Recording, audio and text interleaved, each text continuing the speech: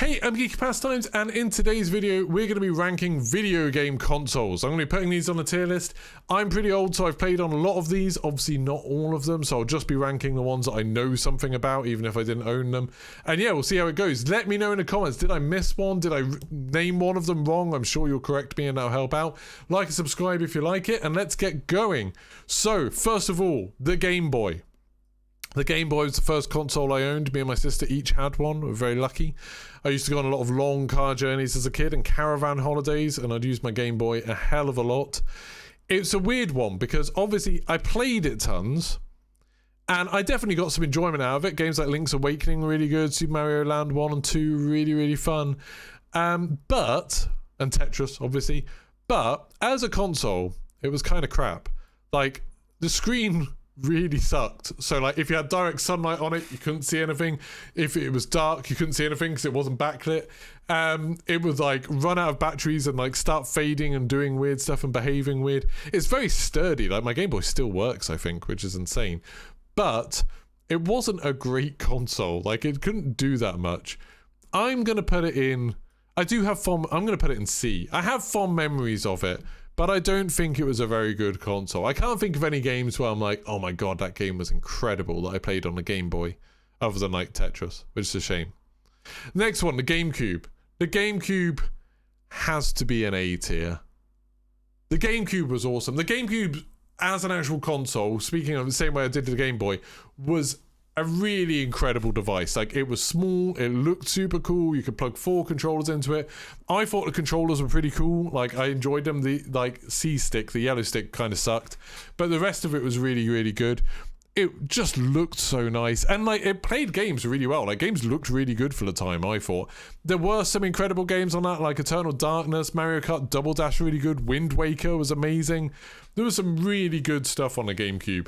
Like, I really enjoyed it. I had Time Splitters on there. I think I had Time Splitters 2 on there, maybe. I really enjoyed my GameCube. But the big problem with it was there just weren't that many games. It was a real shame. I think I'm going to put it in B tier just because you have to think about these consoles in terms of how many games you had on them as well, didn't you? Like, that's a real shame. People on my chat are just saying with the Game Boy, remember the stuff you could clip onto it. And yeah, I had that, was like a thing that you'd put on it, and it had like a magnifying glass and it had a little light on it, and like basically you had to have that to play it at night time. It was so stupid. So stupid. But yeah, so the GameCube, I'm gonna put B tier. I love it as a piece of hardware, but it was just a real shame that they didn't have many games on it. That was a real shame. PlayStation 2. Now, I have to say, before I make this list, I didn't have PlayStations growing up. I eventually got a PlayStation 2 when I worked at an indie game shop and we had loads of broken ones out the back, and I bought one off the guy that owned the shop for like a tenner because it would only play in black and white for some reason. So I haven't had the best experience with PlayStation 2. I know there's a lot of games on there which people love. I understand there's loads of games that like started on PlayStation 2 and people absolutely adore. And obviously it was one of the best-selling consoles of all time. Like it did incredibly well. But I just don't have that many fond memories of it. I just don't think it's that good. So I'd say even less than the PlayStation 1.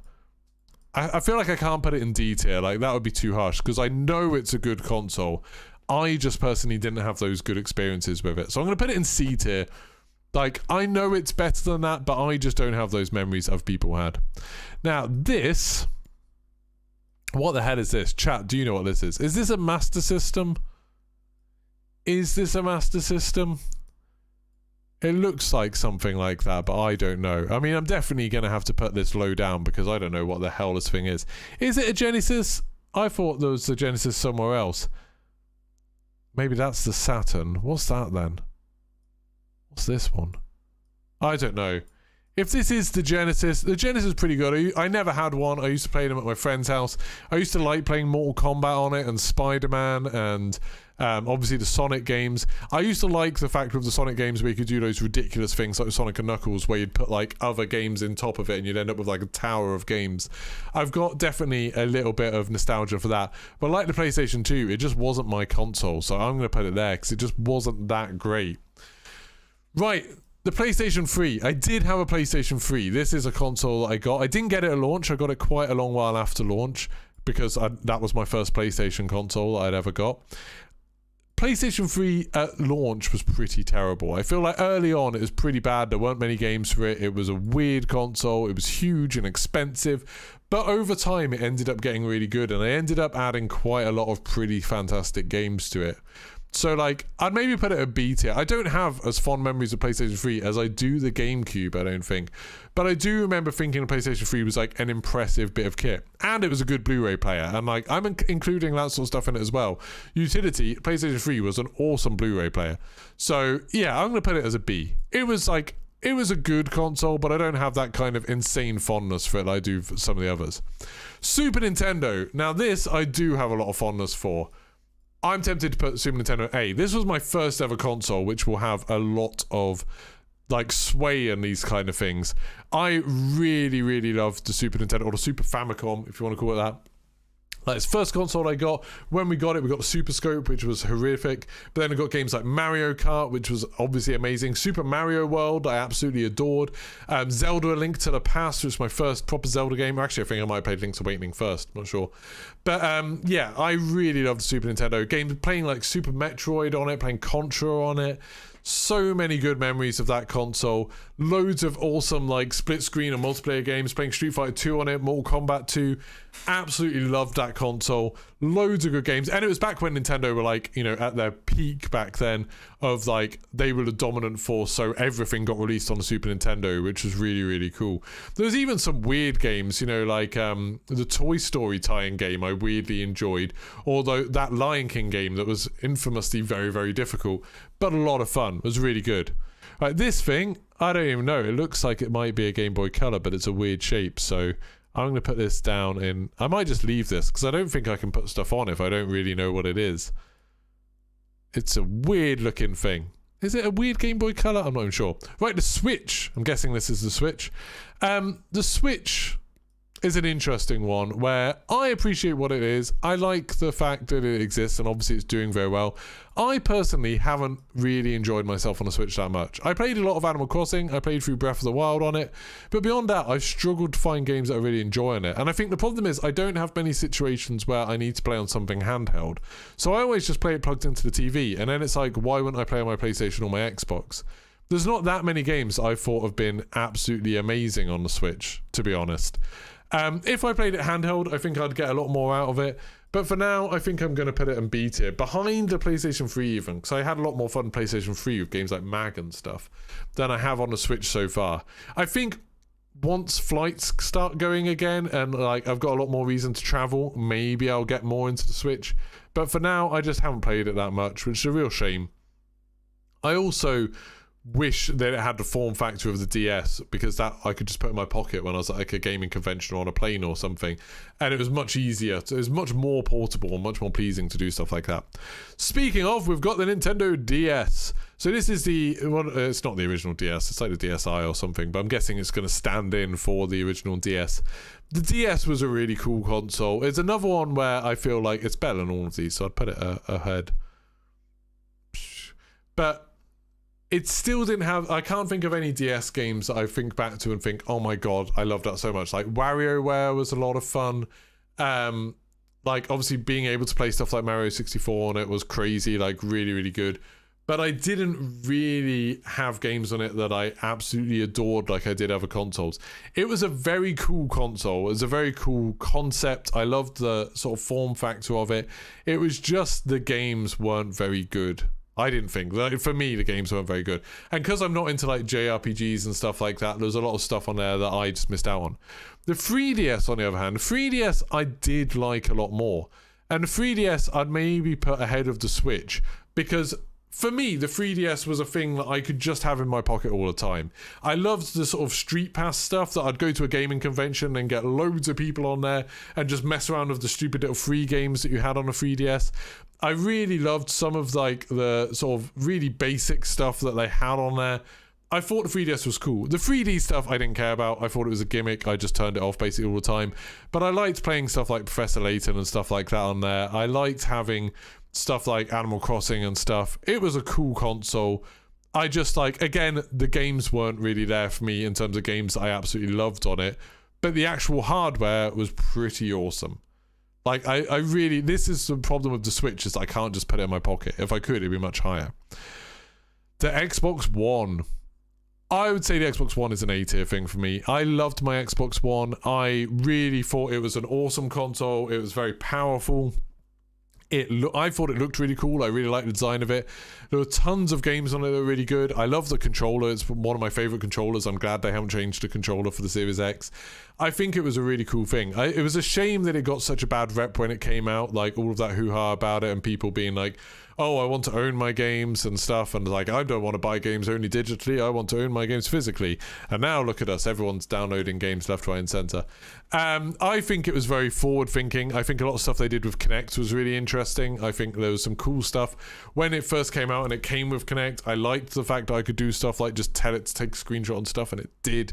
I loved all of that stuff. And there were just some incredible games on the Xbox One. I think they did a really good job. And they kicked off that whole thing of really caring deeply about backwards compatibility with it, which I really liked. So the Xbox One, to me, was a very, very cool console. And, you know, for me, it was like the place where I wanted to play a lot of multi-platform games. It took me a long while before I switched over. Now, the 360... I would say was even better. The 360 was like probably the console when I was at the height of being passionate about console gaming. I think the 360 was where it's at. Again, I thought it looked very cool, loved the controller, and there were so many amazing games I played in there, like Call of Duty 2, like playing stuff like Oblivion on there was so cool, Viva Pinata. There was a lot of amazing stuff on the 360. Project Gotham Racing, like... God, it was a good console. And like, that was a time when loads of my friends had 360s. I thought it was amazing. I thought it was really, really cool. The original Xbox, I'd put a bit below those. I'm saying all of these A tiers. I think all of the Xboxes have been very good. The Xbox, like, it had Halo. Like, it was one of the first consoles I remember buying with my own money. I went at lunchtime, it came with Halo, and I was just blown away by it. I've got big hands, so I didn't mind a crazy big controller. But Jesus, the beginning of Xbox Live was just such an amazing time to be a console gamer, playing like Midtown Madness on it, playing Project Gotham Racing 2 on it. Like I said, like the Halo and Halo 2, just utterly incredible. It would, like, as a piece of hardware, it was a bit ugly and a bit weird, but you could do some cool stuff. You could rip CDs to the hard drive and like have the music in the background while you're playing Tony Hawk's and stuff, which was pretty cool. And yeah, Xbox Live was a massive game changer for me. Like, that was really, really cool.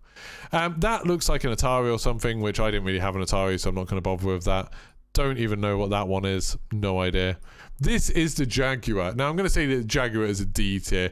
Obviously, had some cool games like Alien vs. Predator, but overall, it was just a horrendously expensive thing. I never owned one. I played one at a friend's house, and it was like, it was kind of cool, but I'm glad I never owned one because it was so expensive, and there were so few games for it. Just absolute garbage. The next one, the Wii.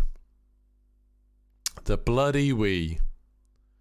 I'm going to put the Wii at the end of C tier just because of Wii Sports. It was obviously a cool console. It did well for Nintendo. You can't argue with that. Wii Sports was a lot of fun. Being able to play with people who didn't normally play video games was a lot of fun. But the bloody Wii, like, every game had to have some stupid motion controls in it. Games that came out on the Wii, I feel like, were ruined by the fact that they were on the Wii. It was weak. It was like, began the whole thing of Nintendo releasing consoles that were dramatically underpowered compared to their competitors. The motion controls were terrible for most core games. It was just so frustrating to try and be a Nintendo fan when the Wii came out. Like I said, I was a big Nintendo fan, like, kind of up until the Wii. Nintendo would be my main console, and then it was like, yeah, no, I'm moving over to Xbox. Like, this is a bit weird. I really couldn't get on with the Wii for most games. The NES, the original NES, I'd put up here with, no, it can't be in B tier. It could be, like, here, maybe. I didn't have an NES. One of my friends did, and I'd go in his house, play Duck Hunt, and play the original Mario Brothers and stuff like that. It was cool. I think a lot of those games haven't held up. Like, if you go on the Switch, like the online thing, and you can play a lot of NES games, you can see, I don't think a lot of the games from the NES hold up now. Like the original Zelda and stuff, I don't think are very good. But Mario Brothers was incredible. Duck Hunt was incredible. There was some absolute gems on there. And it was kind of cool. Like, you know, the controllers and everything are cool. I like the way it looks. It's a pretty cool system. Now this, what is this? Is this the Mega CD? I don't know what that is. people might be able to help me in the thing. That looks like a Lynx maybe, or a Game Gear. If it was Game Gear, I didn't have one of them. The Vita. I'm going to put the Vita... Oh, I'm going to put it here. The Vita was such a missed opportunity. That was like an incredible console. It would fit in your pocket. It had an incredible screen, incredible piece of hardware, really powerful. And there just weren't any good games on it. There just weren't games that I really wanted to play on the Vita. And that was such a shame. Like, I really wanted to like the Vita. I bought a PSP and enjoyed that, but I was like, oh, I just wish there was one really good game on it. And then I got a Vita and it was like, even better, amazing console, but still no games that I really liked on it. And it was a real shame. I think the Vita as a piece of hardware was unbelievably cool, and I wish Sony had carried on trying to make them. But I can understand why they didn't bother. Right, I mean, that looks like a bloody Magnavox or something. That looks super old, I don't know. The Dreamcast. Dreamcast I'm going to put back here at B. I've actually got a Dreamcast behind me. I didn't have a Dreamcast when they were like a thing. Like, I bought one way after I bought it as like a retro console. The Dreamcast had some incredible games like Crazy Taxi and Power Stone. It really did do a Sonic Adventure. It did some cool stuff. I think the actual console was really cool to look at, and the controller was really nice. It did like some early online stuff, which is really cool, Fantasy Star Online and stuff like that. But again, it just didn't have the games. It just didn't have like enough really, really good games. And I missed the boat. Like, I wasn't there when it was around. Like, it was stupidly expensive around here when it came out. So it was like, I feel like I don't have the nostalgia for it that I do for some of these other things. But it's a very cool console. Like, I think like some of these, like the GameCube and the Dreamcast and the DS, are just very cool things. And the Vita, they're very cool consoles. They're nice pieces of hardware. Then there's Game & Watch, which I never really owned. Then there's the Series X. I'm going to be bold and put the Series X at the top. And the reason I'm going to do this is because recently I was talking to someone about buying a new PC, and they were looking at buying a PC, and they gave me their budget and everything like that, and I was trying to put pieces together, and I realized that the Series X is just an incredible value. Like, the Series X with Game Pass as well is like all you would need to have an incredible console experience. Like, it's so powerful, it makes games look incredible, even if you've got like a 4K TV with HDR and everything like that. It runs games at insane frame rates, even backwards compatibility games. There's loads of backwards compatibility games now that run at 120 frames per second, which is insane. It's something I always used to say, oh, I don't think console makers really care about frame rate in the same way that we do on PC. But the Series X really does. There's so many games that have options to play at high frame rates. I think it's beautiful. I think it's a really cool looking console compared to the butt ugly PlayStation 5. I think it's a beautiful console. I really like the controller. The only problem it's had so far is that it doesn't have exclusives. But I would argue, and it sounds stupid and it sounds a bit Xbox fanboy, and I'm very aware of that, I'd argue that's a good thing. Like, I don't see how you could ever argue that exclusives are a good thing. It's never a good thing for a game to come out and only one group of people can play it. You want as many people as possible to play it as they can. The Xbox Series X is an amazing place to play multi-platform games. And basically everything's multi-platform because everything that comes out on it comes out on the PC as well. I love my Series X so much. Like, I think it's an incredible console. But a lot of the time, there's games that come out on it that I choose to play on PC instead. One of the things I really like about it is it's made it super easy. Like, say, when I played Assassin's Creed Valhalla, I started it on the PC, played through the first bits on PC, on stream and stuff. Then I wanted to play the rest in my living room. Installed it on my Xbox, because I actually bought it on the Xbox. I think I got a free copy on PC, and I bought it on the Xbox. Installed it on my Xbox, it just carried on the save from the PC. Like, how amazing is that? I was playing it on the PC, not even a Microsoft game, and then just carried on playing it on my Xbox. Like, that blew my mind. It was so good. And now there's quite a lot of games like that. Like Forza Horizon is another one where I will jump between PC and Xbox, and it's got all of my same profile, all of the same saves, everything like that. And I can use my console on my PC, or I can use it on my Xbox, like my controller. It's so seamless. I love that thing so much. And it's like, yeah, I wish that they'd brought out games for it in the first year. I wish there were like special games that were just for the Series X in a way to like show it off. Because whenever anyone says like, why would I get one? I've got a good PC. It's like, yeah, I get that. I understand. It's like, it makes sense to get a PlayStation because that's where the exclusives are. But I think the Series X is an incredible console. And just value-wise, it's like 450 quid. And you can play games in like 4K. You can play like Call of Duty in like 4K at 120 frames a second. It's like, it's insane. It's so powerful for the money. It's just incredible. And it doesn't have the problem like the last gen consoles had. It doesn't get really hot. It doesn't like make loads of noise. I can never hear the damn thing. It's so good. I really love the Series X. I love everything about it. It's such a good console. Anyway, moving on, the N64. S tier, easily. The N64 is an incredible console. It was an incredible console. I get some of the games have dated now, but not all of them have. I think there's still a lot of games that are really good. Like, and yes, there weren't that many games for it at the time, but the games that were there, I think like you've got Super Mario 64, you've got GoldenEye, you've got Mario Kart 64, you've got Perfect Dark, Blast Corps, Extreme G, F-Zero. Like, there's so many incredible classic games on that console. I loved the controller. I thought it was really cool having 4 controller ports on it. Like, there was so many games that made use of that and had really awesome 4-player games. I bloody loved it. Ocarina of Time and Majora's Mask. Like, the N64 was a spectacular console. Pod Racer came out on the N64. Just, oh, it's so good. So good. Like, the N64 is like probably the fondest memories I've had of gaming are from the N64. And it's like, going back to it now, I think I was talking to Jack about it the other day, about like, when you go back and play GoldenEye, it doesn't live up to it, which is a real shame. But, goddamn, that was a good console. Like, such a good console. And it looked super cool, and you get it all kind of crazy different colors and stuff. Just amazing. And there's so much stuff that was invented on N64, or first used on N64 at least, for a console, that now is just a part of gaming. Like the Rumble Pack that people made fun of, and it's like, now that's just a normal thing.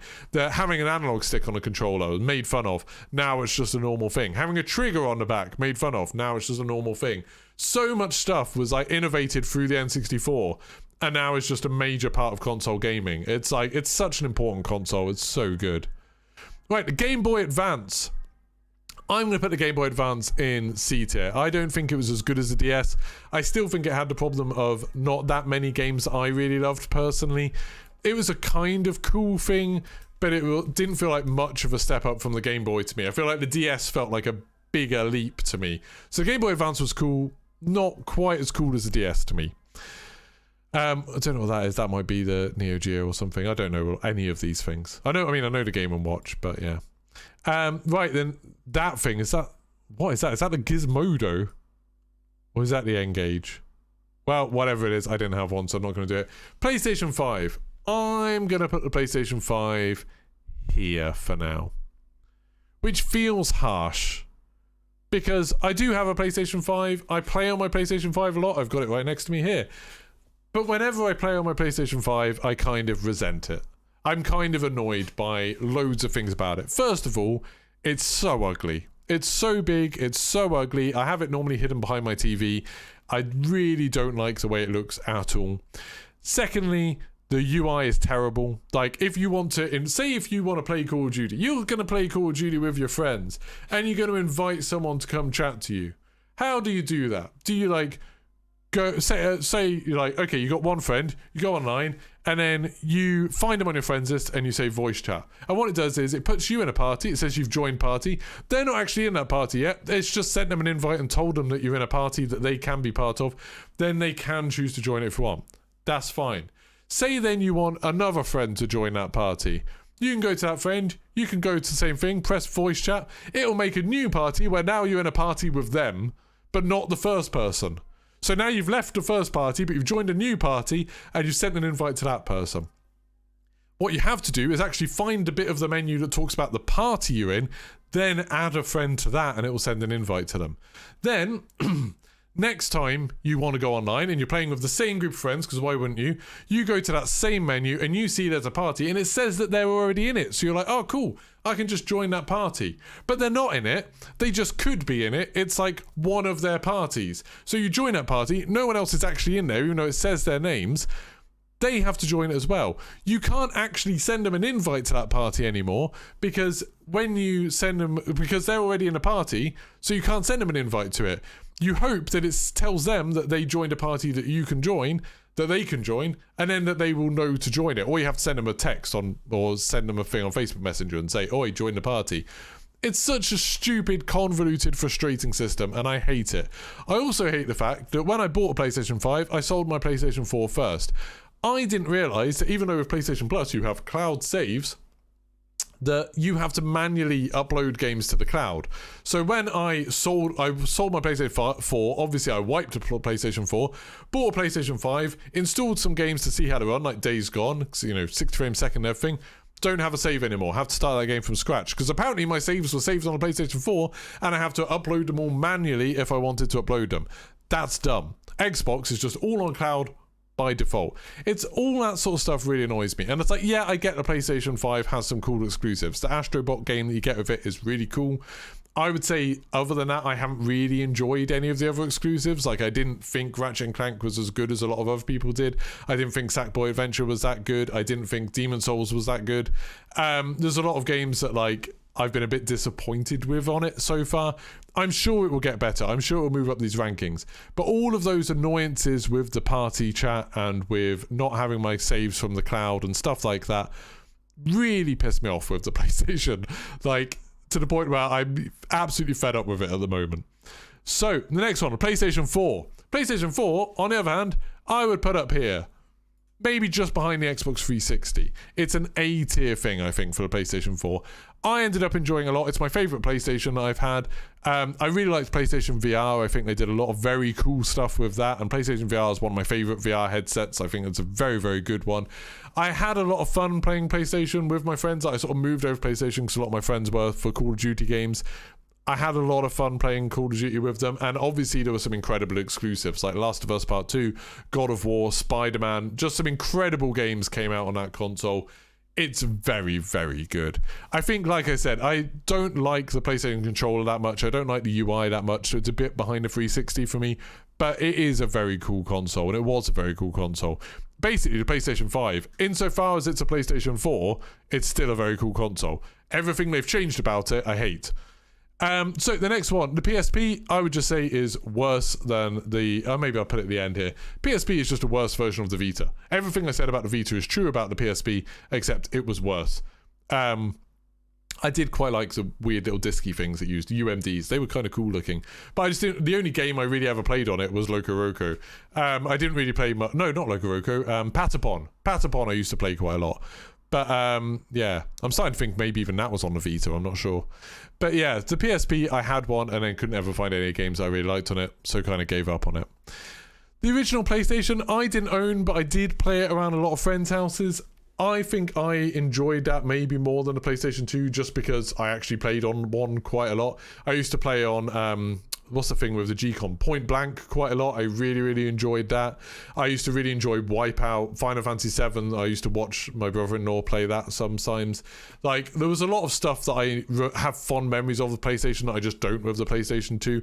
I get that it's probably a worse console on the PlayStation 2, but I have a lot of fond memories of stuff that was out on it. It was a good time. The Wii U was a piece of shit. In so many ways. The Wii U was just a terrible, terrible console. I just realized they've got two Xbox 360s here. That's just the original. That's the Slim. Oh, I'm not going to put that one on. The Wii U was like... The Wii was like Nintendo going wrong to me. Obviously, they made a lot of money, so for them it was good. But for me, it was bad. The Wii was like, okay, Nintendo don't care about me anymore. The Wii U was like, what the hell are you doing, Nintendo? Like, what on earth is going on? Like... It was just a bad console. Like, it wasn't that much more powerful than a Wii, so games didn't look very good on it, and it didn't get any cross-platform games. The controller was super weird, and it meant you couldn't do a lot of, like, two-player stuff because you couldn't have two of the gamepads, or you probably could, but it'd be super expensive. You couldn't actually use the gamepad that far away from the console. You had to be quite close to it, otherwise it would cut out all the time, which was super annoying. And the games that came out on it were just weird. Like, they just made so many odd games that, like, had to have some bizarre way of using that pad. It was just a real shame that, like, if the games that were good on it had come out on any other console, they would have been better. It was a real shame what they did with the Wii U. It was needlessly complicated. The first one I had broke, which was annoying. Actually, the first Wii I had broke as well, like, straight out of the box. So, yeah, I really hated the Wii U, and I'm glad it's gone, and I'm glad that they're like bringing all the games over from the Wii U onto the Switch now, so no one ever has to think about that stupid console ever again. Anyway, Let me know where I've gone wrong in this. Let me know in the comments. I mean, not about the PlayStation 2. I know loads of you will love the PlayStation 2. I just don't have the memories of it. I'm sorry. But let me know what you think of these. Do you have fond memories of these? What do you think of the Xbox Series X and the PlayStation 5? Is there something good about the PlayStation 5 that I'm missing so far? Because I'd love to make the most of it. Obviously, I spent a lot of money on it. I'd love to make the most of it and see if there's something better. If you enjoyed this video, if you like me doing these tier things, don't forget to like and subscribe. And I'll see you soon. Goodbye.